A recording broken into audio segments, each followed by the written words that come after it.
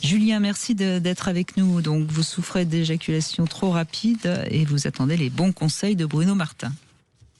Bonjour Bruno, bonjour Brigitte. Bonjour Julien. Oui, effectivement, c'est un peu compliqué pour moi parce que j'en ai jamais trop parlé à personne. Et voilà, c'est normal, hein. C'est compliqué, mais on va en parler tranquillement et ça va vous faire du bien. Vous avez, depuis combien de temps vous avez de la sexualité ? Moi, ça fait 15 ans que j'ai 35 ans aujourd'hui, donc j'ai commencé à 20 ans. D'accord. Et ça a toujours été à peu près le même problème. Hein. C'est toujours pareil. Ouais, c'est toujours pareil.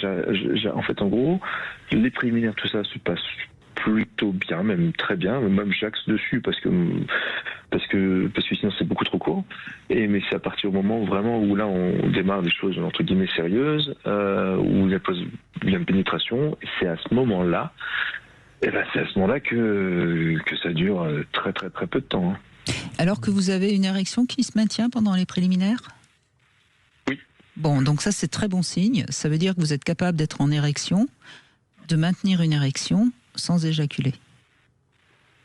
C'est très bon signe. Oui. Mais... Je vais préciser le truc parce que c'est vrai que en gros, quand on fait des préliminaires, faut pas trop non plus que ma copine vous fasse une fellation, etc., etc. Oui, d'accord. Voilà. Mais vous avez la capacité d'avoir une érection assez longtemps à partir du moment où on vous excite pas. Ah oui. Bon, donc ça veut dire qu'il y a déjà cette capacité-là, parce qu'il y a des hommes qui passent en gros de 0 à 10 tout le temps. Vous voyez ce que je veux dire ? Tandis que vous êtes capable d'être à 4, donc avec une érection, et puis de rester à 4 pendant quelques temps, parce que voilà. Donc ça, c'est plutôt bon signe. Maintenant, je donne la parole à Bruno Martin. Alors déjà, je pense faut toujours d'abord rassurer. Oui, mais Julien, je suppose que c'est bien la première fois qu'on vous parle aussi de notes qu'on attribue à l'excitation sexuelle. Alors que ça, c'est vraiment une idée clé. C'est-à-dire que il faut comprendre qu'on a des degrés d'excitation sexuelle, comme on a des degrés de vitesse dans une voiture, comme on a des degrés de température, etc. Ça, et que vous n'éjaculerez pas tant que vous n'atteignez pas 9 sur 10 d'excitation. Ça, c'est bien dans la tête. D'accord. Donc, tout le boulot, c'est de se maintenir en dessous du 9 sur 10 et plutôt d'une manière plutôt neutre, autour des 5 à 7. Et toute la démarche, ça va être d'apprendre à gérer son excitation. Alors, il y a un autre phénomène dans ce que vous racontez, c'est que vous racontez que c'est à partir du moment de la pénétration que les choses se compliquent, etc. C'est normal parce que... ça se complique beaucoup. Mais bien sûr, parce que, déjà, vous devez pénétrer à peut-être plus de 6 ou 7. Donc, si vous êtes à 8, en 3 mouvements, vous êtes à 9. Donc là, déjà, surtout ne pas pénétrer à des niveaux hors niveau moyen, 5, 6. Et ensuite, cette sensation et ce fantasme de la pénétration, alors, c'est fantasmatique, c'est humide, c'est chaud. C'est souvent un réflexe conditionné chez les hommes de montée violente de l'excitation sexuelle. Par exemple, si vous lui faites un cuni, qu'elle jouit, qu'elle a un orgasme, et que tout d'un coup vous vous sentez super excité et que vous vous mettez à la pénétrer, vous avez pratiquement toutes les chances d'éjaculer. Oui, entre 8,5 et 9. C'est clair et net. Bon, donc il faut. Alors, mais c'est un conseil qu'on peut donner à tout le monde, c'est déjà attendez de rebaisser un petit peu en excitation avant de la pénétrer.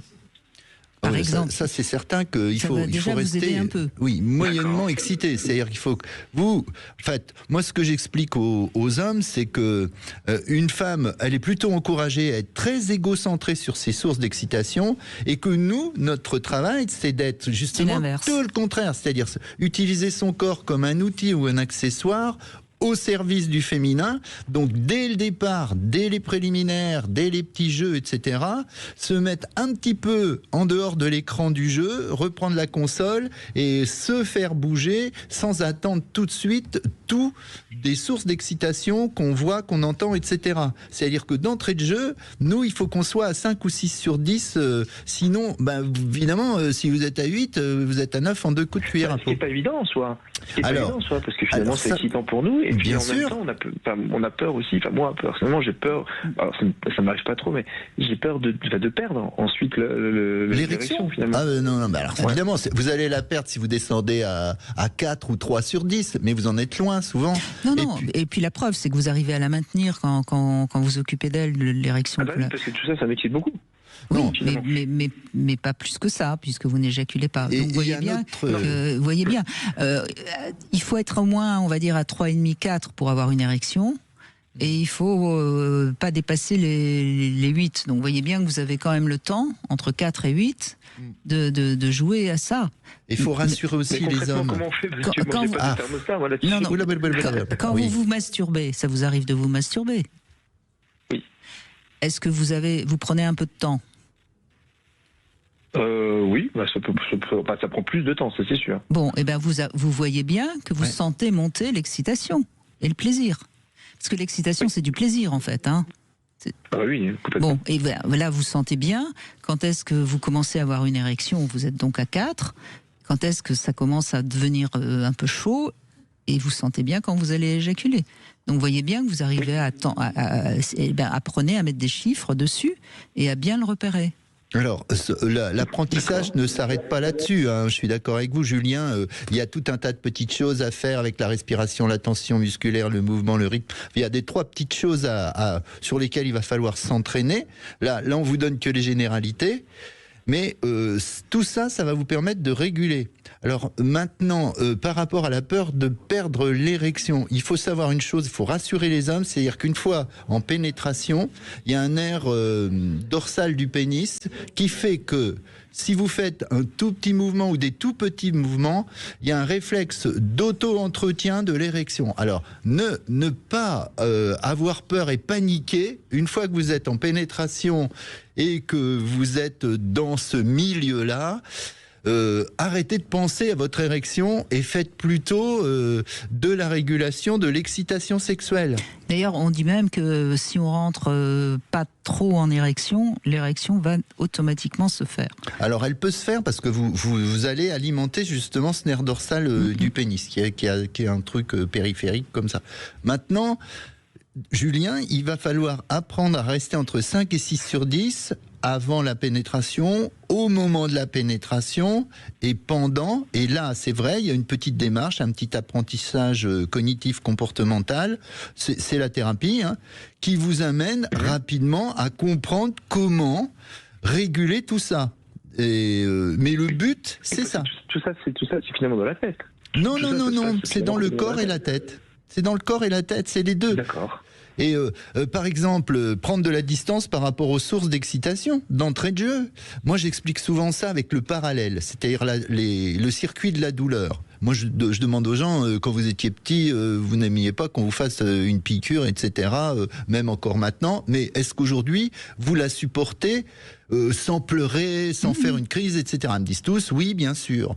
Alors, j'ai dit, comment vous faites ? Ah je pense moins à ce que ça va me faire. Je regarde pas, je respire tranquillement, je me détends, etc. Je veux dire, c'est exactement tout ce que je vous demande de faire. Quand vous pénétrez votre femme, vous pensez à sa belle-mère. Vous pensez à votre belle-mère. Alors ça, c'est autre chose, ça. Tout de suite. non, mais voyez ce que je veux dire. C'est-à-dire qu'au moment où vous allez la pénétrer, où vous êtes hyper excité, et donc vous êtes focalisé sur le fait que enfin vous êtes en elle, donc vous augmentez encore votre excitation, pensez à autre chose. Oui, et puis dans la petite thérapie, c'est le stade de la 3e semaine de la reprise en couple, où moi je demande aux garçons déjà d'être allongés sur le dos parce qu'on est beaucoup plus détendu.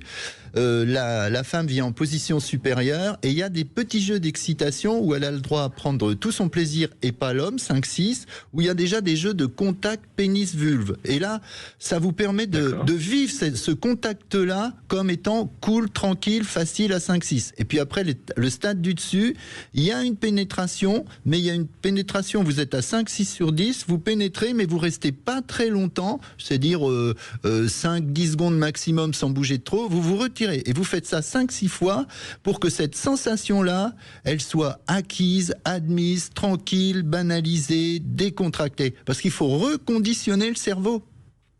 Vous comprenez ? Mais très très bien. Et ça, c'est toute la partie d'apprentissage. Bon, donc là, déjà, il y a du boulot, hein, Julien?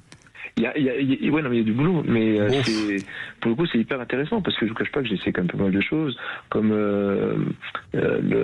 appuyer sur la base du pénis, sur la base du gland, tout ça. Ça ne marchait pas, franchement, ça marchait pas. Non, le squeeze, zéro. Ça, j'ai jamais essayé ça. Bon. Non. Donc, alors, c'est ordonné, ça. Soyez patient, hein, il faut faire un peu tout. Et puis, il faut respecter les petits entraînements. Vous allez y arriver, il n'y a pas de raison. Ok. Oui.